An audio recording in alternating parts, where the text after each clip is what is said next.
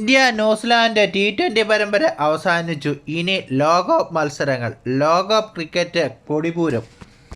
T20യിൽ Indian ടീമിൻ്റെ warm up മത്സരങ്ങൾ 6-ാം തീയതി സൗത്ത് ആഫ്രിക്കയ്ക്കെതിരെയാണ്. ലോകകപ്പ് ക്രിക്കറ്റിൻ്റെ വാമപ്പ് മത്സരങ്ങൾക്ക് നാളെ തുടക്കം. നാളെ ഇന്ത്യ USA നേരിടും. വാമപ്പ് മത്സരം 8-ന് നമീബിയ ഇന്ത്യ ടീമിനെതിരെയും വാമപ്പ് മത്സരങ്ങൾ കളിക്കും. നിലവിലെ ലോകകപ്പ് ജേതാക്കളായ ഇന്ത്യൻ ടീം ലോകകപ്പ് നിലനിർത്താൻ തന്നെയാണ് ഇത്തവണ കച്ചകെട്ടി ഇറങ്ങിയിരിക്കുന്നത്. ശക്തമായ ഒരു ടീമിനെ തന്നെയാണ് ഇത്തവണത്തെ ലോകകപ്പ് സ്ക്വാഡിൽ ഉള്ളത്. സഞ്ജു സാംസൺ ഒഴിച്ച് ബാക്കിയുള്ള എല്ലാ മുൻനിര താരങ്ങളും മികച്ച ഫോമിൽ തന്നെയാണ് ഇപ്പോൾ കളിക്കുന്നത്. തിലക് വർമ്മ ലോകകപ്പിൽ തിരിച്ചെത്തി. പരിക്ക് മൂലം ന്യൂസിലാൻഡ് പര്യടനത്തിലുള്ള മത്സരങ്ങളിൽ തിലക് വർമ്മ കളിച്ചിരുന്നില്ല.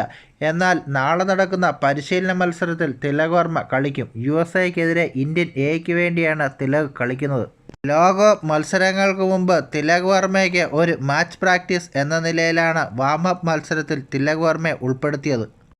സൗത്ത് ആഫ്രിക്കയ്ക്കെതിരെ 6-ാം തീയതി നടക്കുന്ന വാമപ്പ് മത്സരം ഇന്ത്യൻ ഓപ്പണർ സഞ്ജു സാംസണെ സംബന്ധിച്ച് വളരെ നിർണായകരമായ ഒരു മത്സരമാണ്. സൗത്ത് ആഫ്രിക്കയ്ക്കെതിരെ മികച്ച ഫോമിലെത്താൻ സാധിച്ചാൽ സഞ്ജുവിന് T20 ലോകകപ്പിൽ ഓപ്പണറായി തുടരാൻ സാധിക്കും. അല്ലാത്തപക്ഷം സഞ്ജുവിനെ മാറ്റി ഇഷാൻ കിഷൻ ഇന്ത്യൻ ടീമിൻ്റെ ഓപ്പണറാവും. തിലക് വർമ്മ എത്തിയതോടുകൂടി 3-ാം നമ്പറിൽ തിലക് വർമ്മ കളിക്കും.